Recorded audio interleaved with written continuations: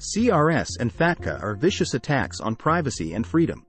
Both set out to ensure that anyone banking outside their country of tax residency has no financial privacy. FATCA seeks to send financial data on U.S. residents banking overseas to the IRS to ensure they pay enough tax. CRS is the OECD's version of FATCA. CRS attempts to abolish financial privacy for the rest of the world. Fortunately, both are full of loopholes. One of the most important loopholes used by wealthy investors is what's known as the shell bank loophole. Banks are not required to report under FATCA or CRS on foreign financial institutions. Therefore, anyone controlling a foreign financial institution can avoid FATCA and CRS. You may think that's all very well, but establishing a foreign financial institution requires expensive and complex licensing and a major organization, not to mention massive setup costs. Bank licenses are notoriously difficult to obtain, even in lightly regulated jurisdictions. But that's not the case when you use the shell bank loophole.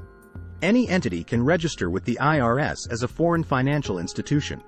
This scheme was used by the late Robert Brockman, who avoided his Swiss banks reporting $2.7 billion to the IRS under FATCA. The first step is to incorporate in an overseas jurisdiction. The Cayman Islands and the British Virgin Islands are the most popular jurisdictions. But any jurisdiction outside the US can be used. It's then registered with the IRS as a foreign financial institution and gets a registration number. The next step is for the new company to open a bank account. The bank is not obliged to verify that the overseas financial institution has submitted its own FATCA or CRS report, as it's obliged to do.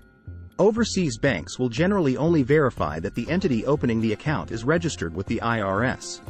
They have no basis to verify compliance with FATCA or CRS reporting.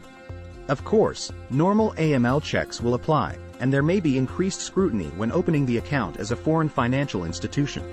Most of these companies are set up as family offices or hedge funds that deal with family wealth or a small number of investors.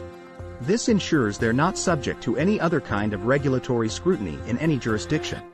The reality is that with over 150,000 foreign financial institutions registered with the IRS, they don't have the resources to ensure compliance with FATCA of every registered entity. Furthermore, complex corporate structures encompassing multiple jurisdictions, including trusts and foundations, are notoriously difficult to track.